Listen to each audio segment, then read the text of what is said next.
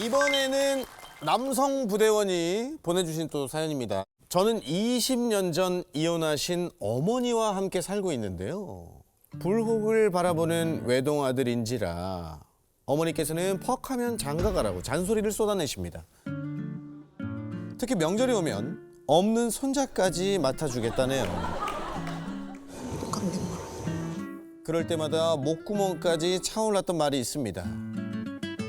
어머니도 이제 연애 좀 하세요. 이렇게 벌써 20년째 둘 다 솔로인 채 명절을 맞이하고 있는데 우리 어머니에게도 아름다운 봄날이 오겠죠? 라고 해주셨네요. 자, 주인공분 만나볼게요. 오! 가운데 계시네요. 20년 전에 어머님이 어떤 이유로 이제 이혼을 하게 되신 걸까요? 네, 제가 지금 39인데 네네. 네, 제가 고등학교 3학년 마칠 때쯤 해서 어머니께서 이제 저한테 아버지하고 헤어져도 되겠냐고 물어보시더라고요. 그래서 저도 다 컸으니까 어머니 하시고 싶은 대로 하시라고. 사실 이유는 잘 모릅니다. 매일 싸우셨는 기억밖에 없어서. 그럼 그동안 이혼하시고 난 후에 어머니가 한 번도 연애를 안 하신 거예요? 근데 제가 알기로는 알기로 공식적인 거. 네, 제가 알기로는 직접 얘기하겠습니다. 네네네. 10년 전에 졸업했습니다. 연애는. 전 남편이 2살 연하였는데 네. 연하에 질려서 그럼 무조건 나보다 나이만 많으면 된다. 예 키가 되게 작았어요. 그래서 키 큰 남자하고 한번 연애를 했는데 진짜 키만 봤어요? 예 연상이고 키도 크고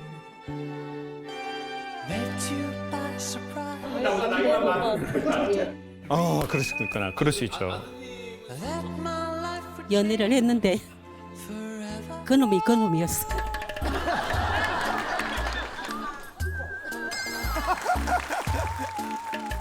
그거를 이제 사회심리학에서는 도찐 개찐이라고 하거든요. 그래서 졸업했습니다.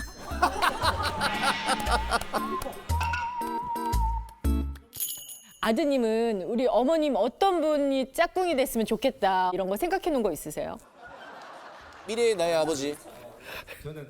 저는 키 크고 연상이고 어머니만 좋으면 다 저는 괜찮아요. 김창우 선생님 말씀하실 때 저 답을 찾았습니다. 뭐예요? 유연하면 될 것 같습니다. 유연하면 될 것 같다, 사람이. 아니 근데 아드님은 사실 저도 이제 같은 아들이니까 엄마의 연애를 이 지지하기가 사실 쉽지는 않단 말이죠. 뭐 아드님은 어떻게 그렇게 지지를 하셨어요, 엄마를? 아니 자기 본인이 가야지. 죄송한데 아드님한테 여쭤봤습니다. 어머님은 모르시는 부분이에요.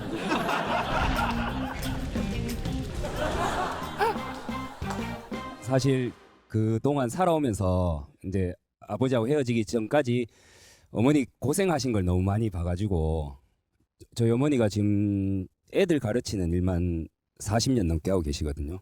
평일에는 매일 제가 학교 등교하기 전에 학원을 나가셨고 네네.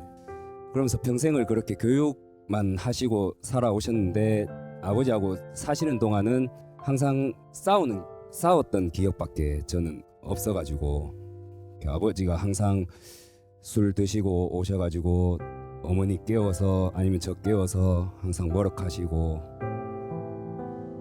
그 뒤로는 사실 어머니 삶을 연애도 하시고 찾았으면 좋겠다. 제 일에 너무 만족을 하고 정말 제 일이 재밌고 네네. 성취욕도 느끼고요. 꼭 내 취미생활 다 하고 내 살기 바빠서 아들은 어련히 지가 알아서 정말 키울 때 기쁨을 다 줬거든요. 뭐 전교회장도 하고 올수 받았고 자랑 끝이 없어요. 네. 이런 아들이 그 이제 장가를 안 가니까 못 가니까 그게 조금 안타깝지.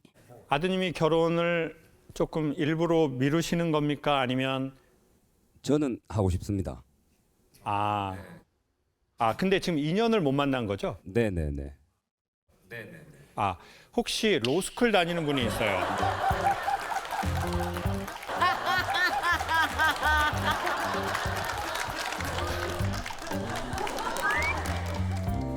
나는 이제 계속 애들만 만나니까 소개해 줄 사람이 없었는데 아 내 주위에 피아노 학원 선생님이 있었어요. 네. 그 선생님 내가 이제 찾아가서 우리 애 되게 살아오면서 기쁨만 줬는데 되게 잘 어울리겠다고 하면 교제 한번 해보지 않겠느냐고 했더니 남자친구가 있대요. 근데 아까 뒤로 돌아서서 인사를 하는데 새해 복 많이 받으세요. 그 피아노 선생님하고 완전 똑같이 닮았는 거예요.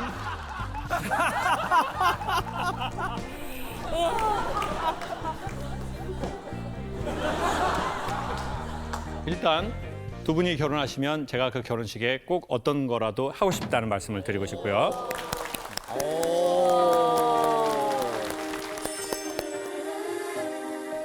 자, 그러니까 아들 입장에서는 내가 나이가 먹어갈수록 엄마 옆에 누가 있는 게 여러 가지로 좋은 것 같아요. 여러 가지로. 예. 아버지가 안 계신 채로 엄마가 일을 고생을 많이 하는 걸 아들은 봤기 때문에. 그럼 이제 아들의 부담이 이래저래 있거든요. 그건 뭐 경제적 부담을 말하는 게 아니라.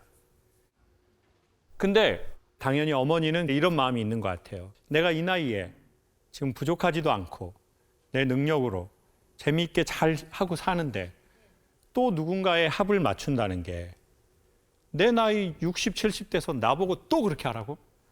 그걸 조금 이따 제사상 차리라는 거야? 아우, 나 못한다. 그 엄마의 마음도 충분히 이해할 것 같고요. 그리고 또 이제 어머니보다 보통 나이가 많이 드신 남자들이 그 유연한 사고를 갖고 있는 분들이 많이 없는 거가 사실이거든요. 그래서 이제 결혼이 아니라 그냥 교제, 남녀라기보다는 사람 대 사람으로 이런 이야기가 좀 될 수 있는 그 사람 정도에 대한 마음의 문을 여시면 어떨까. 그리고 이제는 예전처럼 그런 가정의 형태의 관계가 아닌 다른 형태가 나올 겁니다. 또 뭐 결혼식 하고 뭐 집에서 뭐 살림하고 이런 형태만이 아니더라도 뭔가 유연한 사고를 갖고 계신 어떤 남성분이 나와 주셨으면 좋겠고, 이런 말씀을 꼭 드리고 싶은데 연애에 있어서는 실수하고 싶지 않고 실패하고 싶지 않고 웬만하면 한 번에 해결하고 싶고 이러다 보니까 혼자가 편할 수밖에 없잖아요. 이러는 경우가 많기 때문에 일단 아직 싱글이신 분이라면 만나봐라. 실수할 수 있고 실패할 수 있다. 좋은 인연도 생겼으면 좋겠습니다.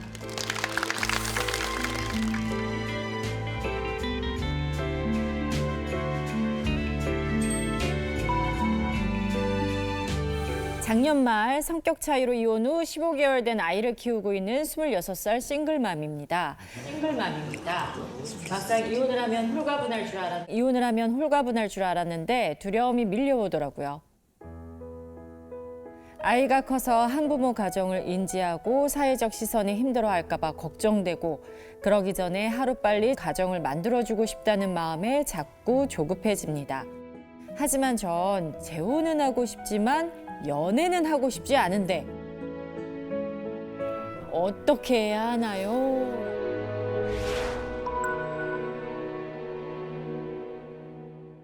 저쪽 빨간색 이제 옷을 입은 저 두 분께서 근데 옆에 같이 오신 분은 아버님. 네, 아빠요. 우리 따님분 굉장히 어린 나이에 또 이혼을 또 하셨는데 그때 좀 마음이 어떠셨어요? 너무 힘들었어서 이게 말로 형용할 수 없을 정도로 좀 정신적으로도 힘들고, 그래서 그때로는 다시는 돌아가고 싶지 않을 정도로 힘들었어요. 지금은 이제 그런 단계는 좀 지나서 가정을 이루고 싶고 조금 재혼하고 싶다고 말씀드리는데 저희는 그냥 연애만 해라 그랬어요. 아, 일단 섣부르게 생각하지 말고 연애만 해라. 결혼은 나중에 한 5년 후에 10년 후에 하고 네네. 연애만 해라. 그냥. 만나봤는데 사람들을 좀 다 거기서 거기라는 생각이 들어서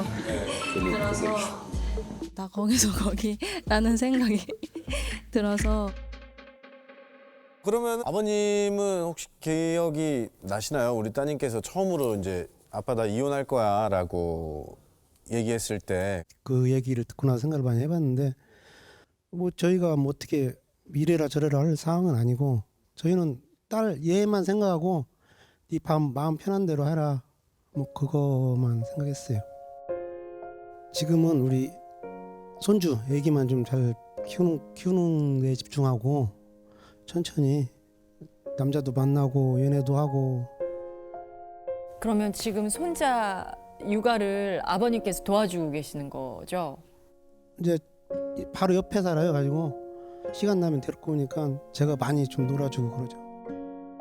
저는 어려운 거 없어요. 같이 노는 게 재밌어요.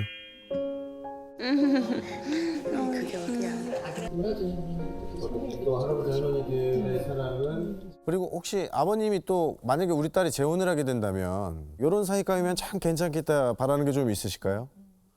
뭐 부모 입장에서 그냥 우리 딸만 좋아해주고 도와주는 사람이면 좋겠어요. 근데 이제 저는 어른스럽고 책임감 있고 이런 분들을 만나서 가정을 이루고 싶지 설레고 막 좀 불타오르고 이런 연애를 하고 싶다는 생각은 안 들어서 제가 많이 감정적으로 지쳤어서 그런 건지 그냥 안정적으로 생활하고 싶다 이 생각이 더 큰 것 같아요. 본인은 좀 그런 스타일이에요? 난 아이를 잘 키우고 싶어. 내 인생 이렇게 하고 싶어.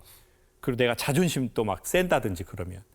요즘 말로 MBTI 얘기 많이 하잖아요. 그때 제가 항상 ISFJ였다가 TJ로 바뀌었다가 다시 FJ로 바뀌었어요. 근데 그게 J라는 게 계획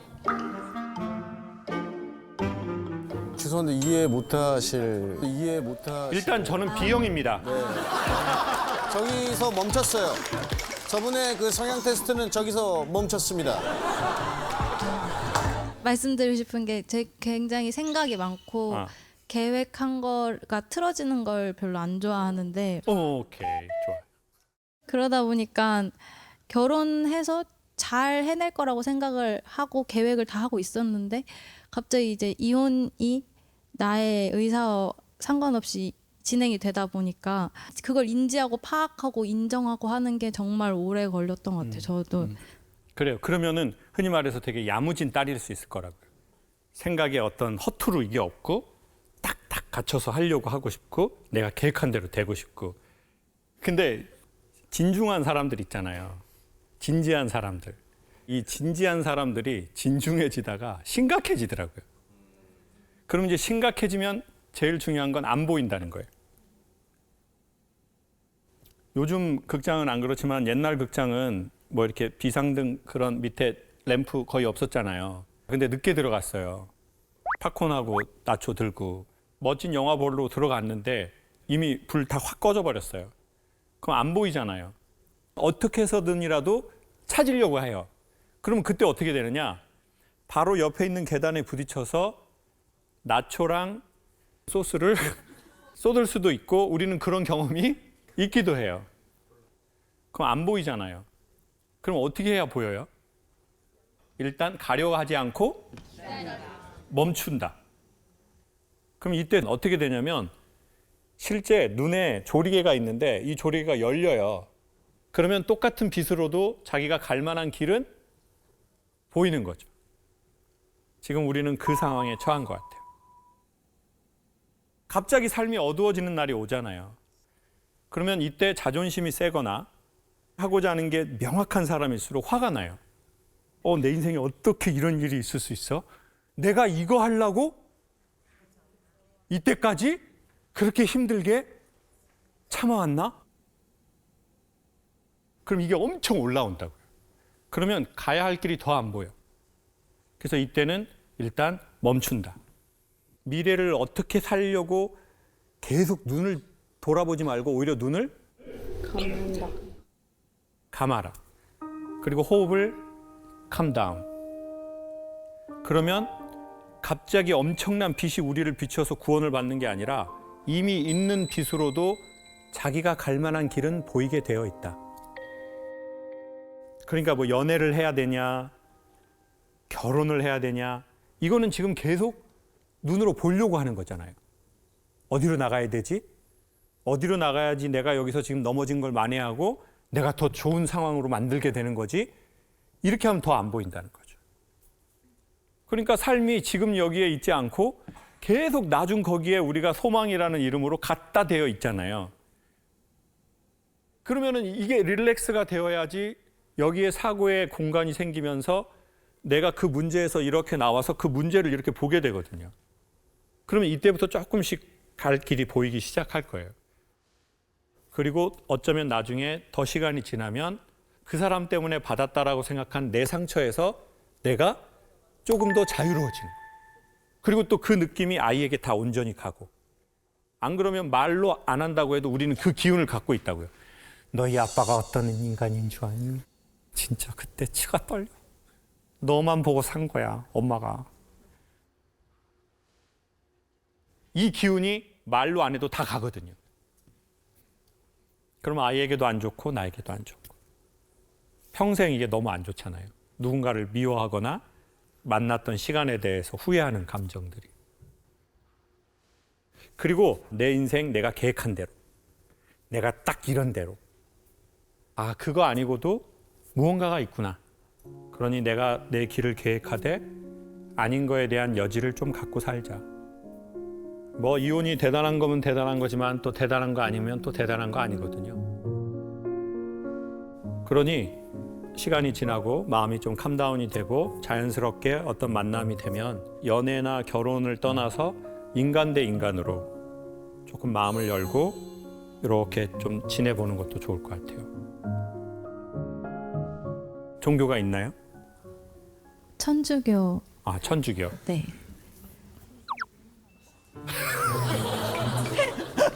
왜 이렇게 조심스럽게 말씀하시면서 신부님 한번 봤다가 우리 신부님께서 또 마지막으로 자매님에게 한 말씀 또 해주시면 괜찮을 것 같은데요. 어떤 일을 하는 과정에서 사람이 다 잘할 수는 없거든요. 그러니까 내가 최선의 선택을 했다고 하더라도 그게 설령 최선의 선택이 아니게 나타난다고 하더라도 내가 했던 그 선택에 대한 최선의 마음만큼은 다른 사람은 모른다고 하더라도 하느님은 안아주실 겁니다. 예.